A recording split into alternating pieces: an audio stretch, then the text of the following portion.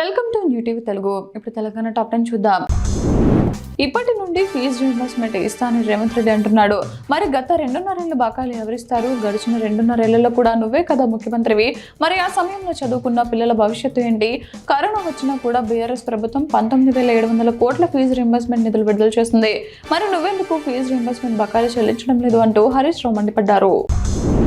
నిర్మల్ జిల్లా తానూరు మండలంలోని వాడోన గ్రామాన్ని కొండముచ్చులు వణికిస్తున్నాయి. గత నెల రోజులుగా ఇళ్లపైకి ఎక్కుతూ గ్రామస్తులను తీవ్ర భయాందోళనలకు గురిచేస్తున్నాయి. ముఖ్యంగా చిన్నపిల్లలు వయోవృద్ధులపై విరుచుకుపడుతూ గాయపరుస్తుండటంతో ప్రజలు ఇంట్లోంచి బయటకు రావడానికే జంకుతున్నారు. నెల రోజులుగా ఈ తతంగం సాగుతున్నా ఫారెస్ట్ అధికారులు మాత్రం కనీసం పట్టించుకోవడం లేదని గ్రామస్తులు తీవ్ర ఆవేదన వ్యక్తం చేస్తున్నారు. అధికారులు ఇప్పటికైనా నిద్రమత్తు విడిచి తక్షణమే స్పందించి కొండముచ్చుల బారి నుండి తమకు విముక్తి కల్పించాలని కోరారు.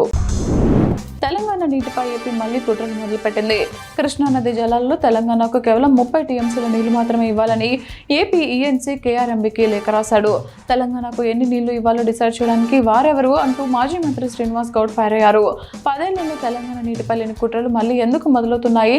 తెలంగాణ ప్రభుత్వం చేతకానిదనే కదా, ఏపీ మోచేతి కింద బతుకుతుందనే కదా తెలంగాణకు అన్యాయం చేసే అధికారులను వదిలిపెట్టము, జాగ్రత్త అంటూ ఆయన హెచ్చరించారు. కాంగ్రెస్ వచ్చినప్పటి నుండి ఒక్క క్షణం కూడా కరెంటు పోలేదు అని సీఎం రేవంత్ రెడ్డి తెలిపారు. ఉచిత కరెంటు అందిస్తే రైతులు ఆనందంగా వ్యవసాయం చేసుకుంటున్నారు అంటూ ఆయన సభలో ప్రసంగించారు. అరే అరవింద్ బేవకూఫ్ అని మేము కూడా తిట్టచ్చు, కానీ మేము అలా మాట్లాడడం.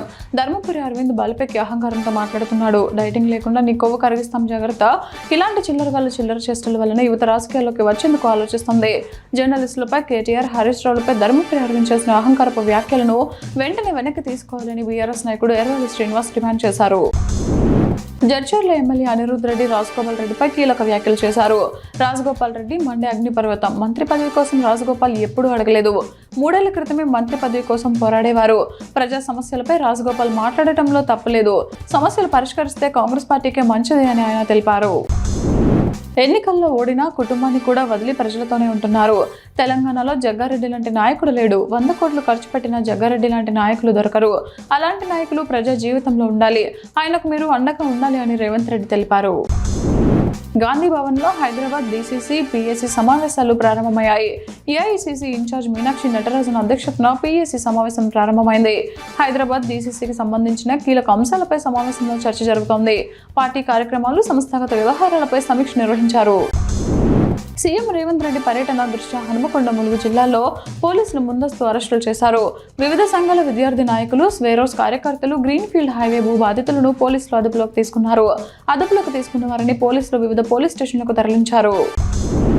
బీసీ, ఎస్సీ, ఎస్టీ, మైనార్టీ కాంట్రాక్టులకు సమాన వాటా ఇవ్వాలనే డిమాండ్తో మందశ్యామ్ ప్రెస్ మీట్ పెట్టారు.